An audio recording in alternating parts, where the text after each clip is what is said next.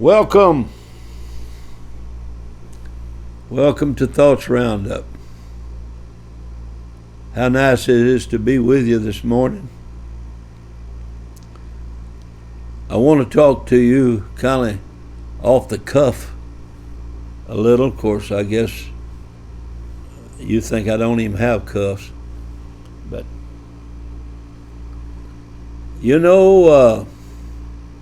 preachers are you so used to using text thoughts. So I think I feel better, more comfortable if I call this something. I text. If I give you a name for this little program, let's try When Things Are Gone. My world as a child, I thought was very stable. We lived a mile and a half back in the woods by ourselves, but we walked a mile and a half and caught a bus, went to school. We did just about everything, I guess. We went to church about 3 times a week. And but other than that, we usually did not see anyone. Well, my dad decided to move out a half a mile, and so why he didn't go all the way to the road, I don't know, but he moved out and cleared off a spot a half a mile closer to the road, and so that left us a mile to walk to the road for the bus. Well, when you got to the road, that was called Marlerville. Uncle Bronson Marler lived across the road. Uncle Matt lived on down the road. Uncle Matt Marler and Uncle Elbert Dice, Mama's brother, he lived right there. And of course, where you turned off, Grandpa Marler's house, you had to pass by the side of his house where he had his foot propped up on a post, leaning back in a rocker. And you passed his old orchard where he had actually engrafted some things. And then you went on home. And, that was all my world. Marlerville, church, school, a bicycle some of the time.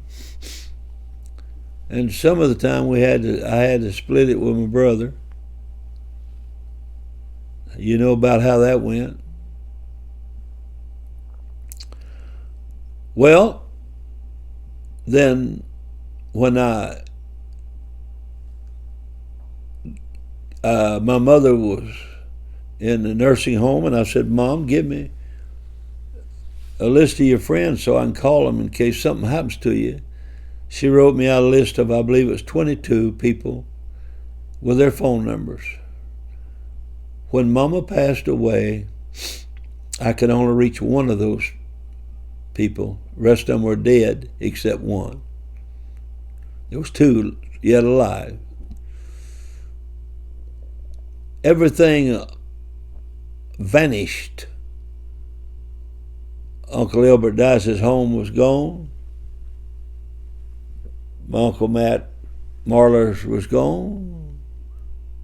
Bronson Marler's was gone. Grandpa Marler's was gone, and the old orchard had caved in on itself.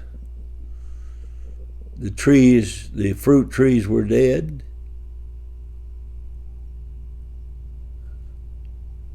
And all of a sudden I realized all I had was my cousins and my brothers. My dad was gone, my mother was gone, my aunts and my uncles were gone. one of my brothers is gone. You wake up realizing that when things leave, they leave you. And you're pretty well alone in this world. Well, that old house that we lived in, we let a man have that. I think part of the reason why was he was a distant cousin, and we wanted to be able to go back there and look around every once in a while and feel the old place.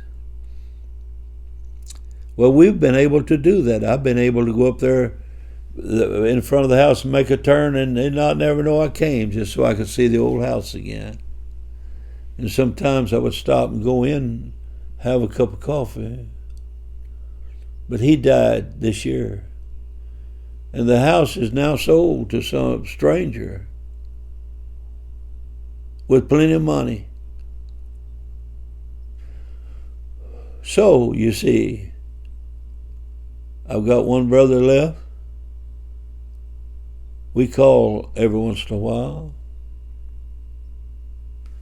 But I wake up in a day and my whole world is changed, gone. The people I knew, my old pastor is gone. My old pastors are gone.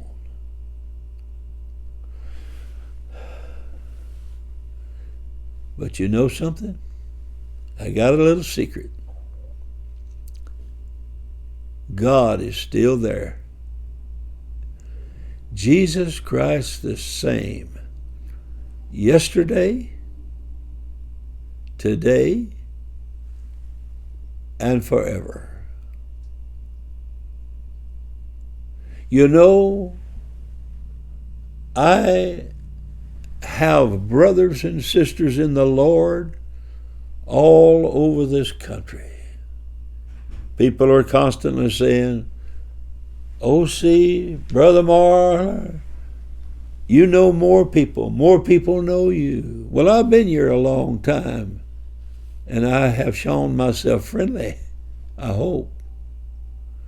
But I have so many wonderful people. They say, "Your phone constantly rings.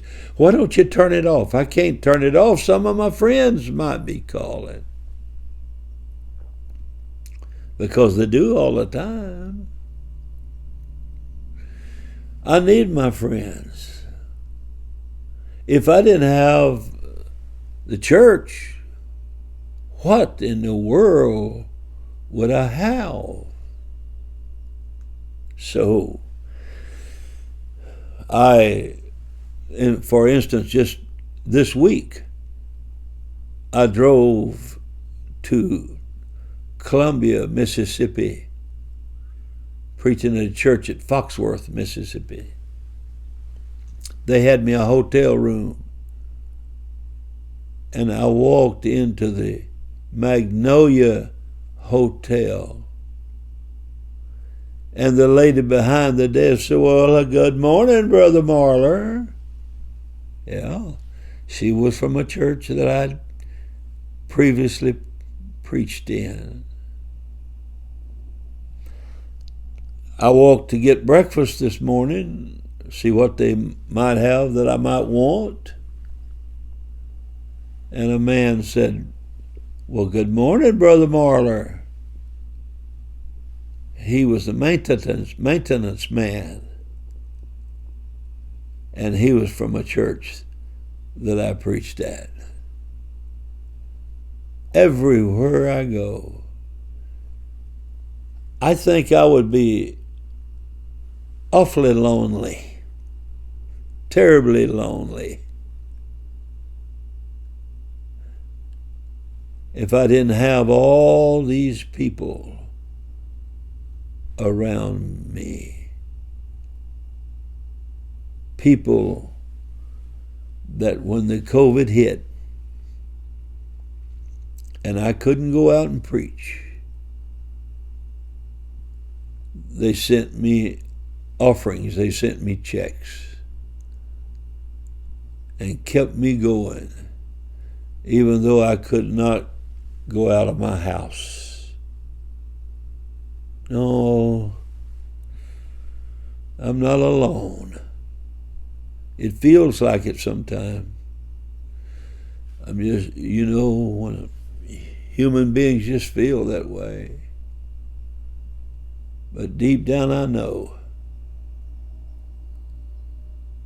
that I've got a lot of people out there. I have a lot of people out there that love me. And I love the ones that listen to this program. And I want you to know that. It means an awful lot to me. God bless you.